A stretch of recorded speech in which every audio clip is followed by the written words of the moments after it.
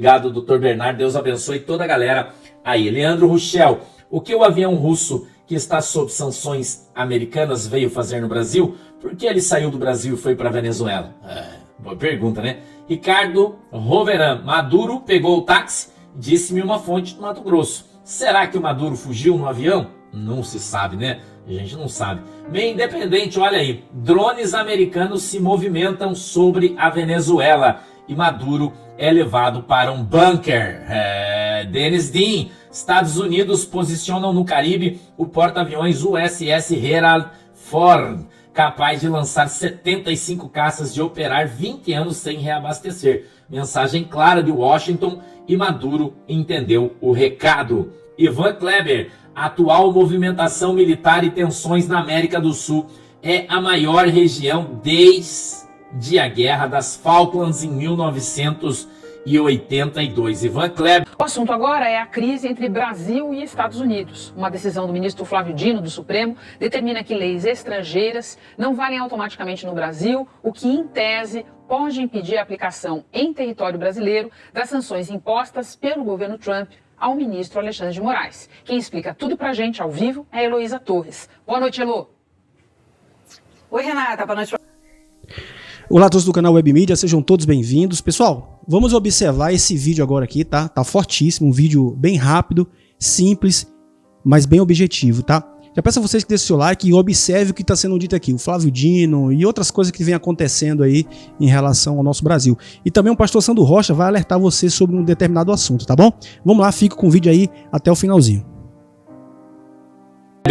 O regime venezuelano confirmou que tropas bolivarianas estão mobilizadas em suas águas territoriais no Caribe, em resposta ao envio de militares pelos Estados Unidos. Estamos na boca de uma tensão, provável guerra, uma invasão americana na Venezuela. Ivan Kleber, dá uma olhada aí, irmão. A rede de jovens parlamentares eleitos por urnas fraudadas na Venezuela, né, do regime venezuelano, exige que os Estados Unidos cessem a agressão contra a Venezuela. Aí o povo está comemorando, porque o regime do Maduro vai cair. Meio independente, preste atenção, o cerco está se fechando. Presidente do Equador, Noboa, declara cartel de Maduro como grupo terrorista, abrindo caminho para operações militares e de inteligência.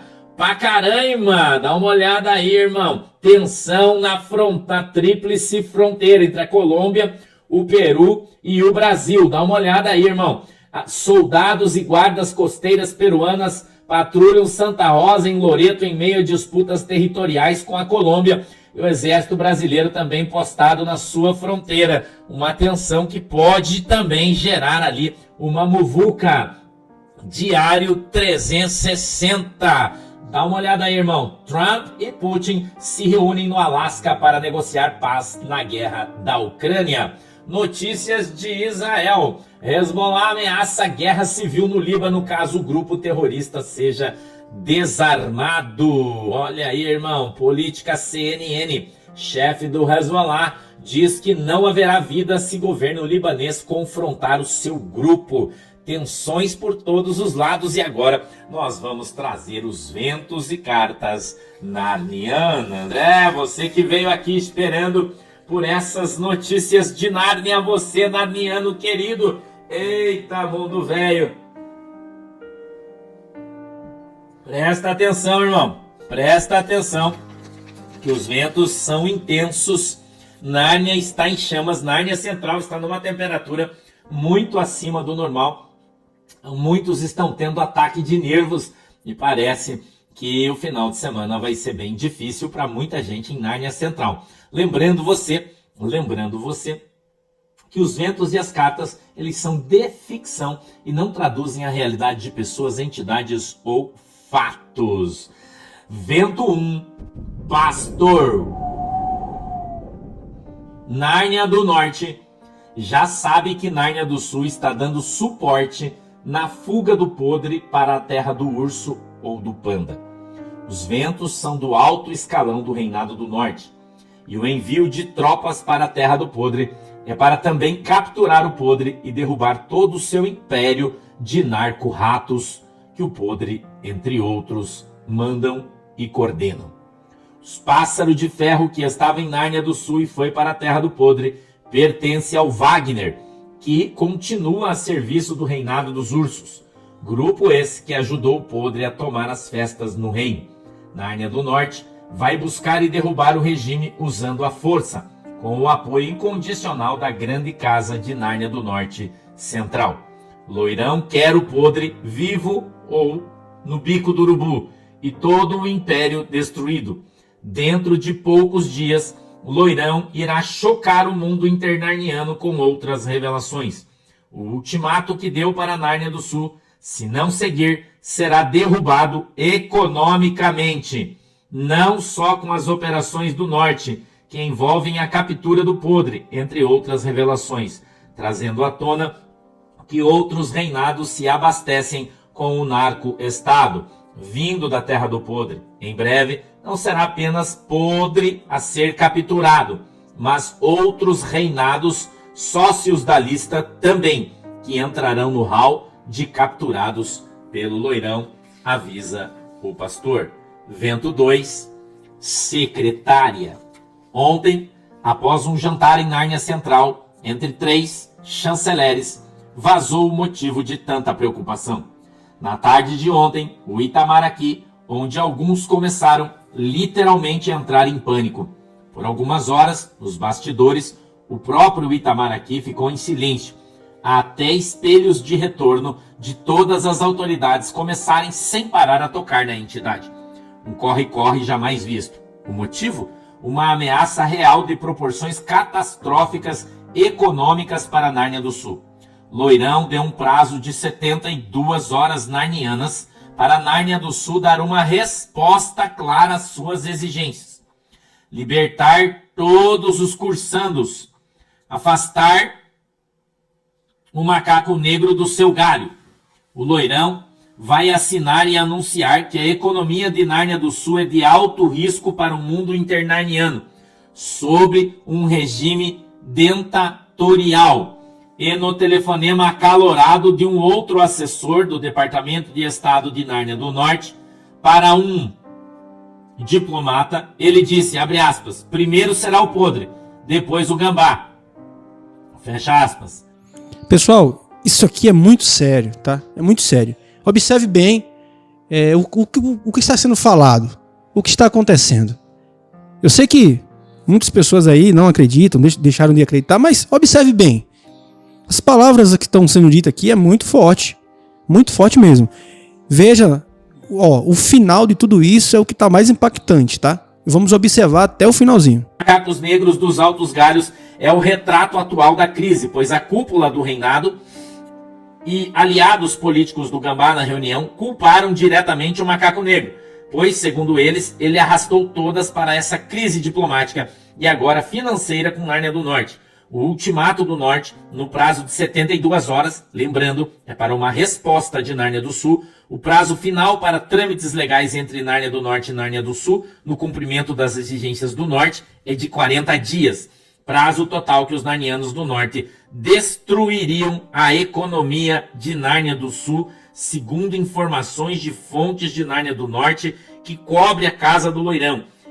Se o processo do Norte contra Nárnia do Sul começar, não tem mais como parar. Nárnia do Sul tem que correr contra o tempo imediatamente. O Itamaraty está em pânico e deu o alerta máximo para todas as autoridades, principalmente para os grandes galhos, alvo principal de Nárnia do Norte, que deve já começar a abrir novas sanções dentro de alguns dias, mostrando seu poder de influência internarniano e econômico.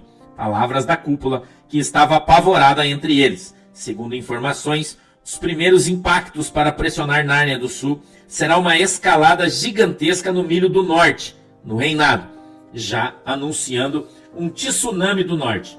Em resumo, Loirão não vai parar e a escolha é de Nárnia do Sul. Tudo isso tem um motivo. Loirão teria recebido um relatório, um dossiê bombástico de uma pessoa de sua confiança sobre as festas passadas em Nárnia do Sul, que na verdade irritou muito o rei do Norte, que disse abertamente, segundo fontes dentro da casa do Loirão, que eles querem ser, se eles querem ser tratados como um reinado e uma dentadura, então serão. Chega de recados, vamos agir. Não vão punir injustamente um aliado nosso em nosso quintal. Vamos mostrar o tamanho que realmente eles têm. Fecha aspas. Fontes externas diretamente vindas do pastor. Macaco branco. Tem uma fumaça no ar. Tem fundamento? Disse um macaco branco conversando com um outro macaco branco de altíssima estirpe. Esse outro macaco branco respondeu: sim, tem que ter total fundamento. O cara que veio aqui, na verdade, eram dois. Teve uma reunião, ele foi direto para conversar com o enlameado e a ameaça foi direta para ele. Pelo clima que está nos altos galhos, fica evidente, não tenha dúvida. Eles mostram com seu comportamento que de fato foram atingidos. Coruja curandeira. O clima aqui nos ninhos está esquisito. O príncipe já tomou o espaço, dominou tudo. Chegou ontem que nos pássaros, que a reunião de ontem do Gambá com todo o seu time falou que foi ameaçado de maneira direta pelo loirão. Estão todos temerosos com a aproximação dos pássaros do loirão. O Gambá avisou todos os poderes do reino sobre uma ameaça eminente do povo do norte. Vento do chefe. Um corvo de altíssima estirpe disse que o Corval já foi cientificado de que há uma ameaça eminente econômica e que o reinado de Nárnia do Sul vai ter que ceder. Há um movimento intenso de chefes do reino, hoje em Nárnia Central. Cada um corre como pode. O vento assustou todo mundo na copa da árvore. Secretária, essa é uma situação muito difícil que estamos passando. A pior dos últimos 40 anos. Os representantes que vieram para Nárnia Central foram direto aos altos galhos, conversaram com o próprio Gambá e falaram cara a cara. Eles ficaram 4 horas em Nárnia Central, vieram no caixão de ferro dos narnianos do norte e fizeram sim uma ameaça direta sobre negociações do Gambá com os narco-ratos, afirmando que Gambá é líder deles. E sabem de tudo porque afirmaram que o frango já deu tudo e todos. Nádia Guirlanda Joias, obrigado, querida. Alegria estar aqui com vocês. Crio joias eternas e afetivas. @nadia.guirlanda. Um abraço, pastor. Obrigado, querida. Deus abençoe você. Obrigado pela tua oferta.